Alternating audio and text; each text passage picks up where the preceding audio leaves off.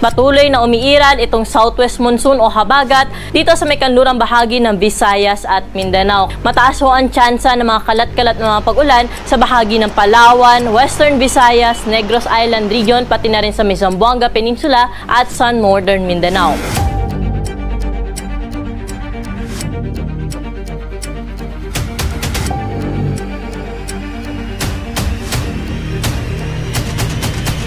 Manatiling may kaalaman at manatiling ligtas sa pamamagitan ng pagbisita sa aming YouTube channel para sa mga real-time na ulat panahon sa ating bansa. Laging tandaan, maging alerto at iba yung pag-iingat sa banta ng ulan, baha at pagguho ng lupa. Ngayon, oras na para marinig mula sa ekspertong meteorologist. Bibigyan tayo ng malalim na pagsusuri sa lagay ng panahon at ipapaliwanag ang anumang mahalagang kaganapan sa ating panahon ngayon o sa mga darating pang araw.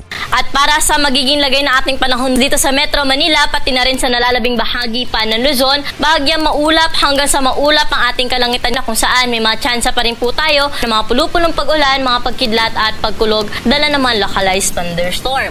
Sa mga kababayan naman natin sa Visayas at sa Mindanao, dito po sa may Negros Island region, Western Visayas, Zamboanga Peninsula, mataas pa rin ho ang tsansa ng mga pag-ulan. Dala po ito ng habagat. Yung mga pag-ulan po natin, madalas kapag madaling araw, gabi o hapon hanggang sa gabi. Pero sa dakong tanghali, maliwalas naman po ang panahon nila dyan. At sa mga lalabas po ng kanilang mga tahanan, huwag kalimutan magdala ng payong. Sa tanghali, mainit ang kalangitan natin. At sa hapon at sa gabi naman, mataas ang tsansa ng mga pag-ulan. Dumako na po tayo sa Puerto Princesa at Kalayaan Islands na kung saan mataas ang tsansa ng mga pag-ulan. Pero sa nalalabing bahagi po ng Visayas at Mindanao, fair weather condition pa rin yung kanila mararanasan na kung saan mga isolated o mga panandaliang buhos ng pag-ulan na lamang yung kanilang posibleng maranasan. At sa kasalukuyan, wala tayong minomonitor na low pressure area o bagyo na posible makaapekto sa ating bansa. Yan muna ang ating weather update ngayon. Sana ay nakita ninyo ang broadcast na ito na nagbibigay kaalaman at kapaki-pakinabang. Maraming salamat sa DOST Pag-asa sa pagbabahagi ng kanilang mahalagang insight o ulat panahon. Samahan kami sa susunod para sa higit pang mga weather update sa ating bansa at manatiling nakatutok sa weather update ng bansa at huwag kalimutan i-share at mag-subscribe na rin. Mabuhay ang Pilipinas!